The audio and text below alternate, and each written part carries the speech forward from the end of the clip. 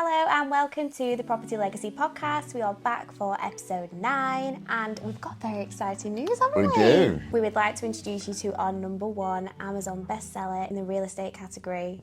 We have published a book. When I say we, I've done all the stuff to make it look nice and Steve's done all the words inside. But we are now published authors, so we're going to actually tell you all about it today. Yeah. So when designing a book, obviously you need a lot of words to put into it, but it all starts off with an idea. I wanted to start writing a book about different strategies to go alongside the podcast, to go alongside any courses we do and the coaching that we do with people on a one-to-one basis. So I looked at all the strategies. So it's very simple to have one for buy-to-lets, one for HMOs, one for purchase lease options, that type of thing. So we've actually got a series of books all sketched out. And over Christmas in 2023, I wasn't allowed to go out to work. I had to stay at home and do family things. So while everybody was asleep in the mornings, I wrote 4 books. And then turned them all over to Alice and said, right, I've got this book and I need it editing and I need it putting on Amazon and I need it sorting out. And we did it, turned it around in what, about 5-6 months? Yeah. It's another one of them things where Steve comes through with an idea. We go, we're not really sure how to do that, but we figure it out and look at us now. So this is it. It's very exciting. So we're going to talk about the process of what we've done today and kind of hopefully give you guys a bit of inspiration so you can do it too. You are now a published author. Yes. Which, I don't know, if you'd asked me a year ago if you were going to be a published author, I would probably have been like, okay. But yes, you're a published author. Mm-hmm. So what made you actually want to write a book? All the way through the business, we've always talked about doing little ebooks for marketing and things like that. So I wanted to put down all the information about particular strategies and also include what we did in that strategy. So then it's not just a theory book, but it's actually talking about what we've done in our portfolio and how we did it and how other people could do it as well.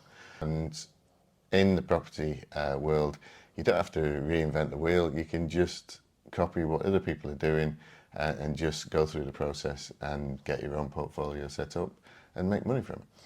Yeah, and I think as well, obviously you're talking about it from your point of view. It's like with anything, with any book that you can find out there, you can find information, you can go on Google or social media and find information, but it's finding that information and from someone's perspective that's actually done that process and come out the other side of it too. And I think that's more of an inspiring thing for people. People want to learn from people and they want to know what went right and what went wrong and what lessons you learn from it. I think it definitely helps strengthen our business as well because it's an incredible lead magnet into other kind of services that we do. So we've got QR codes on the back of the book, which are great. So you can print whatever you want on here. So we have one for the podcast and we have one for our Linktree for our business. So just from people purchasing something like this, they have access to us at any opportunity. We were at a networking event the other night and I didn't have business cards with me. I just brought the book and it was like, here's my business card, scan this and you can connect with us. So it's a really, really good way of actually creating something physical that you can take somewhere with you. And it's a good conversation starter as yeah, well. Of course. Networking. It's something to talk about, something to explain and get the conversation going. And we were having a conversation in the car this week and it's so strange because it's May 2024 now, but at the beginning of this year, like, we hadn't started the podcast, we didn't have our property event in Manchester, we didn't have a book, and now it's, the last few months, if you think about what we've done and what we've managed to achieve, what's it going to be like in another 5 months' time or another year's time? So it's been a really exciting journey for us and for the business, and we've developed so much knowledge and understanding from what we've been doing. So this way I think we're going to have to write a book about how we wrote the book, but we thought it would be a really exciting thing to talk about on here. It's possible. We could definitely do it because basically you can make a book out of any bit of knowledge that you know. Obviously there's a lot of people out there using ChatGPT to write books, but it doesn't give you that personal touch, it doesn't give you the information. It's good for stats and things like that and structuring a book, but the actual words you put in there and your point of view is important. They need to be from you. And that's, I think, what's drawn people to the book as well, and will continuously draw them to the books that are coming out in the future.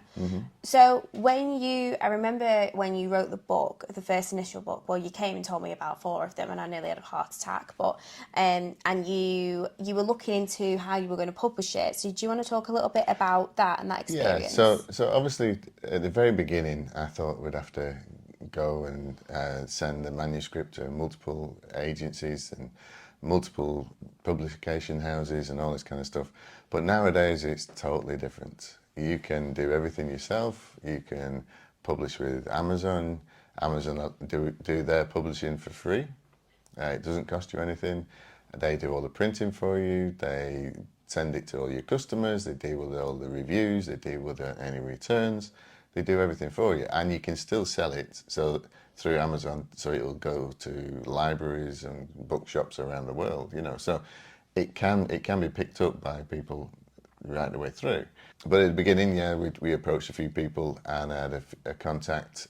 He did the initial editing and proofreading, but we had issues where the proofreading, I thought a proofreader would kind of make sure you read it and you understood it, but it was more to do with making sure the full stops and commas are in the right place and things like that, and it wasn't quite what we did. So I enlisted Paul, a business partner and friend. He's always that guy that is always telling everybody that they spelt things wrong, or they mispronounced it, or it should be I, not we, and all that kind of stuff. So I gave it to him, and once he stopped laughing at the original manuscript, he helped me sort out all the English, because I left school without any O-levels in English, so I was never going to be the guy that wrote a book. So this for me is a bit of a mind-blowing thing, but so he helped me to get all the wording right, making sure things weren't repeated too much, making sure that the structure was good, and making sure that it made sense. So that was all done, and it was tedious rewriting bits and tedious going through and putting all the commas in and stuff like that, but at least that was done.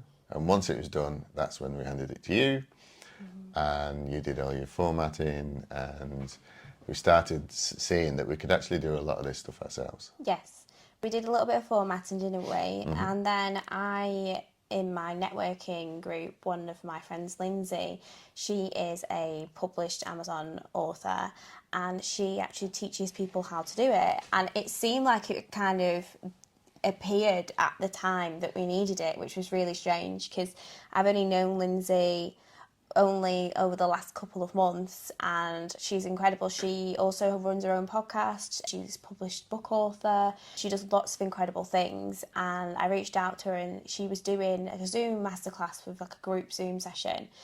And I reached out to her and I said, we're really interested in doing this. We've actually got a book ready, but we're not sure about publishing it, and we decided to go down the route of doing a 1-to-1 with her.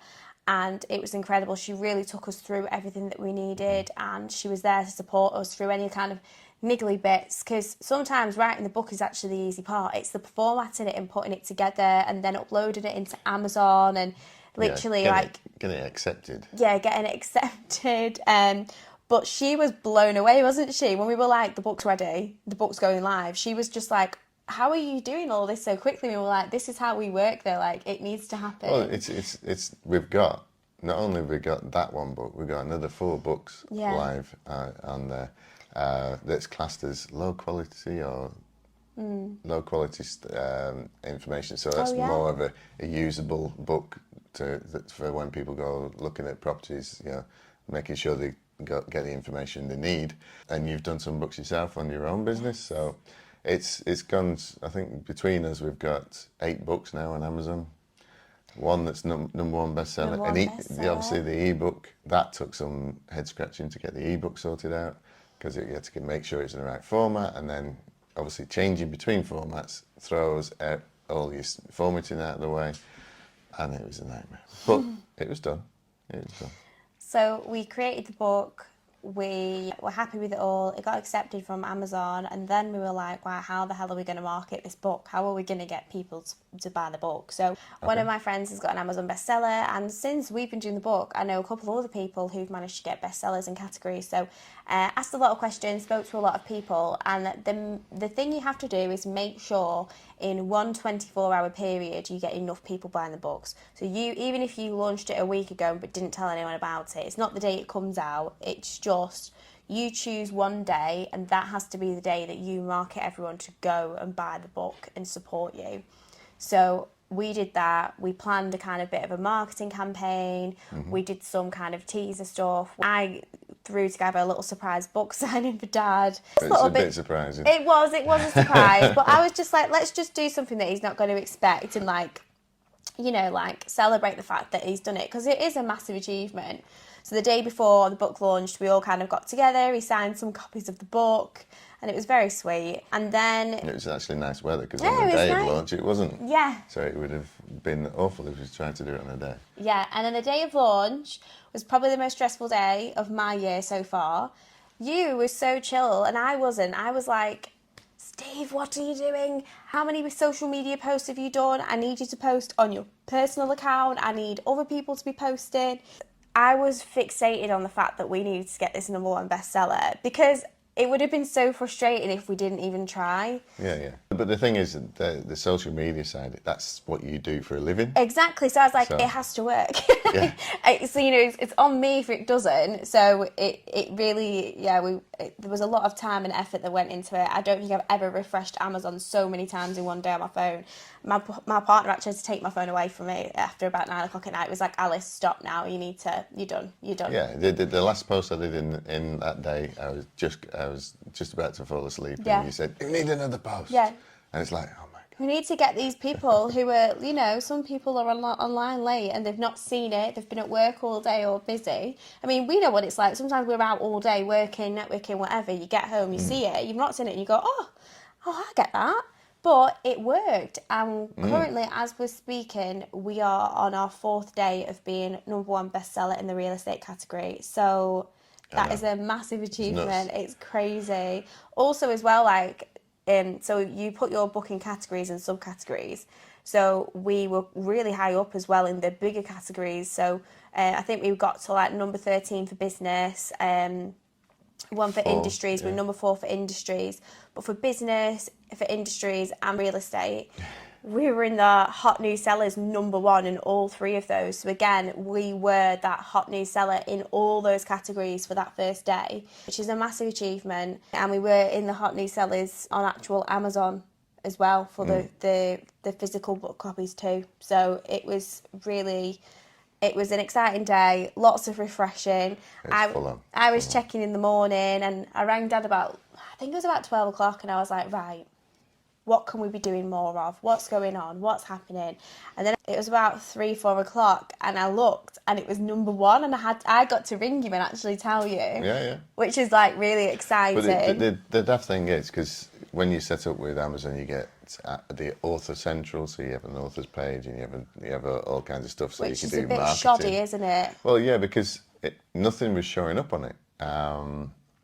I did find that I'd not quite set the filters quite right, so readjusted that. But it was showing, because the system shows ebooks being sold immediately, printed books, it would only actually count them once they've been shipped.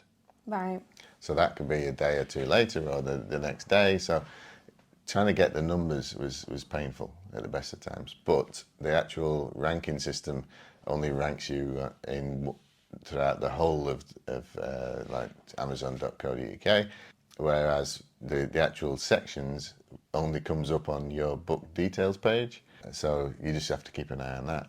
And from there, you can then see that whether you're #1 for or whatever. It's quite strange. But it doesn't really tell you much. No, but we've seen it. We've seen it. We've got photographic evidence. We've got photographic evidence. And the thing is as well, once you have a #1 bestseller on Amazon, that's it then. You can market yourself as a #1 bestseller for the rest of your living days. Even if it was just a colouring in book. Yeah. You know, if you had a colouring in book that sold really well on one day, you're a bestseller. Yeah, exactly. And that's the way it is. And, you know, again, it's a good talking point to tell people. If you're going to an event and introducing yourself as a best-selling author, people are going to be interested in that. They're going to want to know more about it. So it's another kind of string added to both of our bows. It's strengthening our business. You know, it's giving us another way of people to find out about us. Well, it's that social proof. It's Yeah. that all that you need to put on your websites. It's all that you need to put it on your e-signatures and all these kind of things, and LinkedIn, and which we still need to do. So that's what we're going to be concentrating on over the next few days, and making sure that it's talked about by every last bit of our marketing, because that's a really good. It's just been a bit of a whirlwind though, hasn't it? Like, we're only 4 days since we launched it, and you know, obviously we could always hope for a good result, but you never know until the day, because we could have chosen that day and 5 people could release a book that day, and it could have been fight or flight, like against each other. There was one book that was released the day that we launched, but it wasn't in the real estate category, but it was in the business and industry category, and all day it was like ours were just swapping over all the time, and I was like, this person's definitely like doing a book launch today, I could tell. But no, it's been a really good experience. I've warned you, he's got 3 more books ready, and I've said we can't launch them, we've just launched a book. So No, but we can start the editing. And we can start getting people to proofread, because we've learnt one thing: we need people to proofread it. that don't know what we're on about. Yeah. Because that way, if they understand it, then we know we've got onto a winner. The books we've got at the moment, we need to flush it out a little bit more personality side and the case studies. But yeah, it's ready to go. So we kind of put it through.